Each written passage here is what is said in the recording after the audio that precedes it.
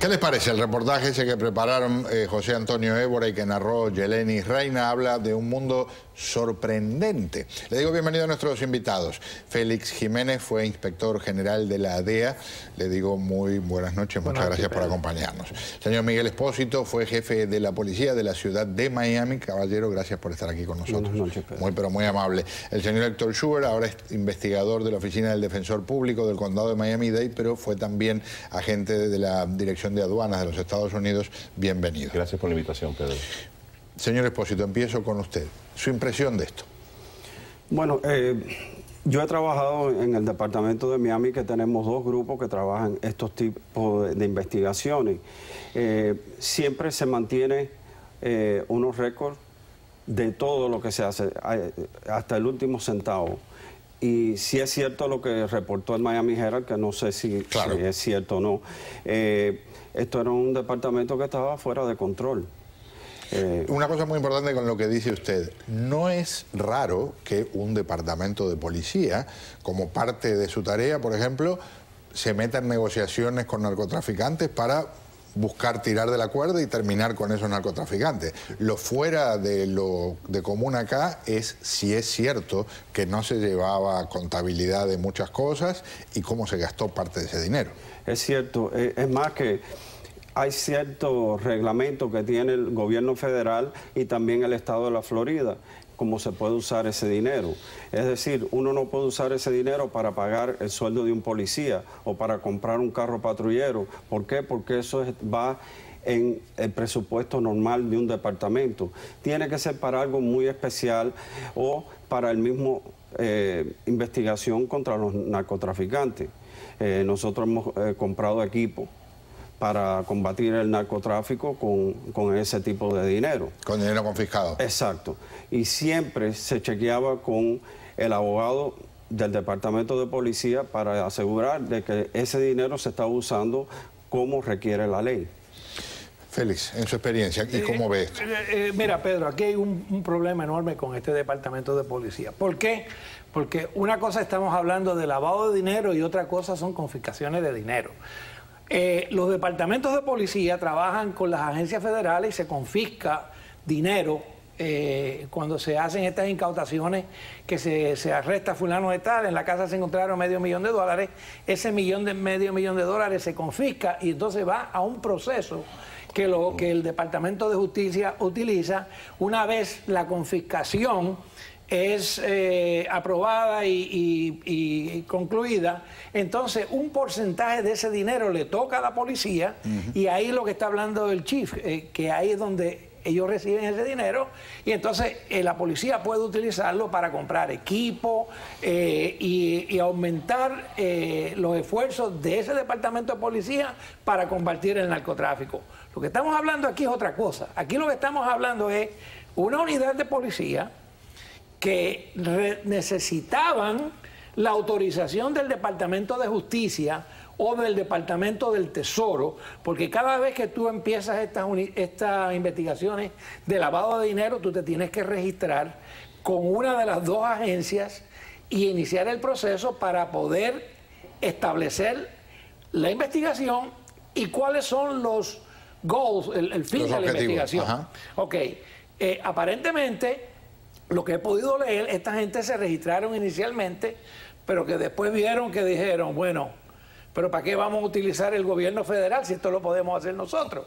Se desconectaron del gobierno federal. Presuntamente. Presuntamente, porque es lo que he podido entender de lo que he leído.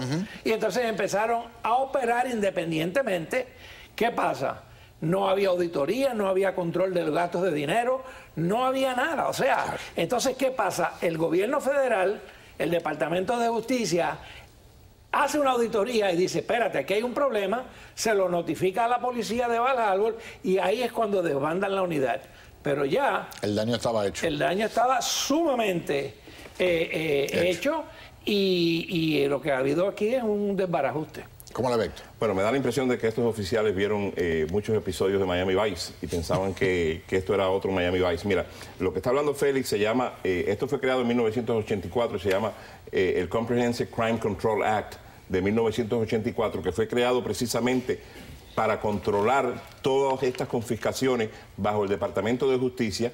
Y entonces, para que estos oficiales, estas agencias de estos departamentos de policía pudieran trabajar en diferentes fuerzas de trabajo, task force, aquí en el sur de la Florida tenemos una que se llama Jaira, que está cerca del Dolphin Mall, pero estos oficiales empezaron a lavar dinero como si esto a lavar dinero para los narcotraficantes como si esto fuera un negocio propio y a quedarse con el 3% de todas estas utilidades bajo el Crime Control Act de 1984. El Departamento de Justicia lleva a cabo una auditoría todos los años y cuentan hasta el último centavo de todo el dinero que es incautado. Y existe un proceso, como mencionó Félix Jiménez, cuando tú confiscas un dinero, a la persona que tú le confiscas ese dinero tiene 35 días para hacer un proceso en la corte. Para presentar los documentos. Exacto, para presentar el documento si este dinero es de ellos o no, o si es un dinero legal. Aquí se burlaron de todo. Aparentemente. Aparentemente. Puntualizo esto porque una de las maravillas de este país es que todos somos inocentes hasta que se establezca algo diferente en una corte. Aquí un punto que yo quiero aclarar aquí, en muchos de estos casos, porque nosotros tuvimos esa experiencia, cuando tú paras a estos individuos y traen grande cantidad de dinero, te dicen que no es de ellos y ellos no saben de quién es ese dinero. Y claro, la policía va a confiscar el dinero y entonces para que el dueño reporte que ese dinero es de él, que nunca vienen, porque la persona que es narcotraficante nunca prefiere perder el dinero antes que meterse en un trámite de eso. Algo muy importante que no se ha mencionado aquí, estoy seguro que el chief sabe de esto, es de que este dinero que estaban incautando era dinero de evidencia, hasta el 3% ese, ellos se estaban quedando con dinero que en sí era considerado evidencia, o sea, se han quedado con dinero que es evidencia del gobierno. Que en la práctica no puede ser, vamos a decir, distribuido, gastado, hasta que no se cierra un proceso en un juicio. Una pregunta en términos de el punto de vista de un jefe de policía. En los grupos que había que hay en la ciudad de Miami, si aparece una situación en la que dicen, mira, hicimos un contacto con un agente que quiere que le lavemos dinero, empezamos el proceso y entonces por la razón que sea aparece un dinero, 3%, 14%, 27%. ¿Se abre una cuenta a nombre de la empresa Cuchicuchi para poner ese dinero mientras se hace, como ocurrió en el caso de Baja? Hay forma de hacer esto y siempre trabajamos o con una agencia federal o con la fiscalía local, porque no siempre se usa el gobierno federal si es algo local. Ya. Pero siempre con el permiso del gobierno federal, claro. Pero hay un método de hacer esto y un departamento no puede inventar y decir, no, vamos a hacer las cosas diferentes. No, hay ciertos reglamentos que hay que seguir. ¿Qué es lo que tienen que seguir? Claro. Una pregunta final y termino enseguida con Félix. ¿Pasa la prueba del olor estas denuncias? No, si esto es cierto, hay tremendos problemas y no me sorprendería que arrestaran a algunos de estos individuos que estaban involucrados en estas operaciones. Héctor. Como también se me olvidó mencionar que existe un sistema cuando se incauta este dinero en cómo se puede gastar este dinero. Primero es para la operación de cómo se trabaja esto, después para las víctimas o tercero, lo que se conoce como el tercero party, después para gobiernos extranjeros y después se divide entre las autoridades estatales y locales y finalmente se paga a los informantes también. ¿Pasa la prueba del olor? No, para nada. Félix Hierro. Mira, Pedro, uno de los problemas más grandes que yo veo así de leer los informes es el problema de jurisdicción. Un policía de Miami no tiene la jurisdicción y la autoridad para ir a Puerto Rico, encontrarse con delincuentes en Puerto Rico, coger $650,000 y entonces traer ese dinero aquí a Miami para depositarlo en un banco. Eso es totalmente procedimientos básicamente absurdos. Pero lo más preocupante de todo, Pedro, si algo en las agencias federales nosotros tenemos consciente es que cada vez que vamos a recoger dinero para lavar ese dinero, todas las agencias investigativas se notifican.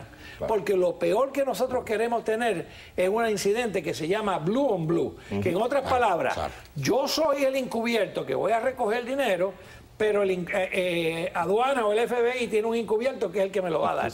Entonces, ahí ocurre el encuentro, sacamos todos los revólveres y podemos matarnos entre nosotros mismos. Siendo del mismo bando. Y creo que estas personas no estaban coordinando nada de eso. No, a mí me parece que eso no estaba sucediendo y es muy importante porque hay un local central donde uno tiene que notificar por esa misma razón. Por si hay otra agencia trabajando eso del otro ángulo, no haya una confrontación entre dos policías. Entre los buenos. Exacto. Señores, gracias por acompañarme, un placer tenerlos aquí. Gracias. Félix, le pido que no se me vaya porque más tarde tenemos información para compartir de lo que está pasando con un fiscal de aquí y el gobierno colombiano.